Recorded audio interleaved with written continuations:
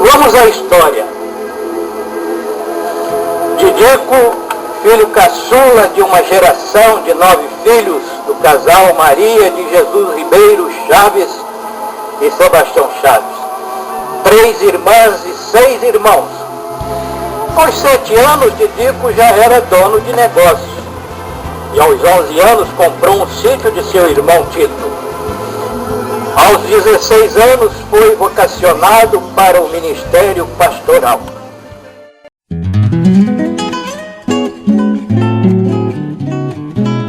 Vendeu o sítio, arrumou as malas, tomou o trem para o colégio Gregory em Juiz de Fora. Ao chegar em Carangola, hospedou-se no hotel próximo à estação do trem. Quando chegou à noite, foi acometido por uma infecção dentária, tendo que permanecer por vários dias ali para cirurgia e tratamento, gastando quase toda a sua economia destinada aos estudos. Neste inteirinho, um dos seus irmãos, que havia ficado para cuidar da mãe, lhe escreveu dizendo que não podia mais continuar tomando conta da mãe, pois ia se casar e mudar para outro lugar. Já quase sem o dinheiro que era destinado aos estudos, Didico volta do meio do caminho e desiste dos estudos para pastor, voltando para casa, assumindo os encargos da família e continuando sua vida secular, comprando logo depois um bom sítio de seu tio Francisco Ribeiro em Caparaó. Um ano depois conhece sua amada Rosinha, neta do homem mais rico da região, Coronel Alexandre Monteiro, que recebeu o título de coronel por possuir muitas terras.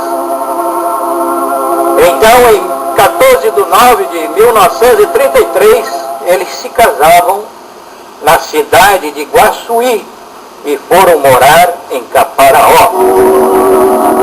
Em 25 de 7 de 1934, lhe nascia um lindo garoto, que crescia em estatura e conhecimento da palavra de Deus e sob os olhares dos pais corujas. Muitos jovens, mas responsáveis na vida secular e espiritual, já morando na cidade de Guaçuí, ali lhes nasceram Osni, Osmara e Oreni, falecida. Tempos depois mudamos para Celina, entre Alegre e Guaçuí, onde lhes nasceram Osvair, falecido, e Odísia. Naquele lugar o papai era evangelista e pregava por toda aquela região. Isto por volta de 1946, o pastor da cidade de Alegre adoeceu e papai ficou assistindo àquela igreja metodista. Uma das vezes, quando nós voltávamos desta igreja de madrugada para Celina, onde tinha mais de 30 quilômetros de distância, e tínhamos de atravessar uma mata onde se ouviam os miados das onças. E qual não foi a nossa surpresa, avistamos do lado de cima da estrada um vulto que parecia de um fantasma. O meu cabelo se arrepiou. E paramos por uns instantes e papai apanhou, me parece uma pedra, um pedaço de pau, e jogou na direção do suposto fantasma. Era a folhagem de uma umbaúba, que é prateada e com o brilho da lua dava a impressão de uma figura estranha. E seguimos para casa comentando ainda pelo caminho sobre o suposto fantasma. Meses depois, papai fazia o curso de provisionado, pastor suplente nos dias de hoje.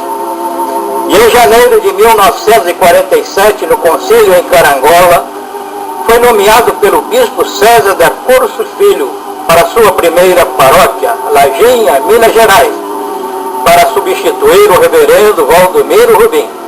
Mudamos para lá. Levamos 2 dias de viagem de trem por cima de caminhão, carregado de mantimento, pois ainda entre Manhumirim e Lajinha não havia linha regular de ônibus.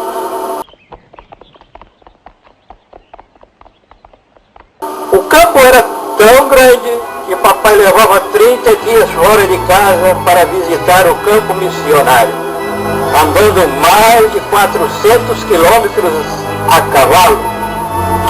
E a família ia crescendo. Ali lhes nasceram o Nil e o Dilon, por isso são mineiros. Depois de 4 anos, fora transferido para Castelo Espírito Santo em 1951. E mais as cidades de Taoca e Batalha, onde pastoreava 7 igrejas e algumas congregações. Isto tudo fazia cavalo e de bicicleta, e ainda tinha tempo para estudar, onde fazia o curso ginasial. Às vezes viajava a noite toda de bicicleta, chegando às 5 ou 6 horas da manhã, e entrava no colégio às 7 horas. Tempo difícil, papai, mas o Senhor foi vencendo as etapas. Em Castelo, lhes nasceram Otto e Onei, falecido. Dali foi transferido em 1955 para Sapucaia e Anta, estado do Rio, e mais as congregações de Chiador e Mar de Espanha, do lado de Minas Gerais. Ali lhes nascera o caçula Lomir, mais 4 anos, e foi transferido em 1959 para a Barra do Piraí, Morsing, Paulo de Fronten, Santanésia, etc. Depois de 2 anos, em 1961, foi transferido para Laranjais e Itaocara e algumas congregações. Em Itaocara construiu o templo e junto com as 3 filhas fez o curso normal, vindo depois para Nova Friburgo em 1965 como superintendente distrital.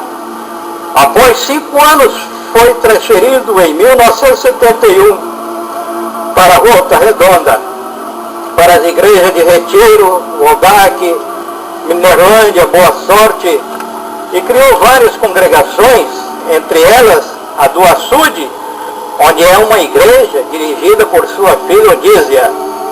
Em Boa Sorte construiu uma linda igreja para 400 pessoas assentadas.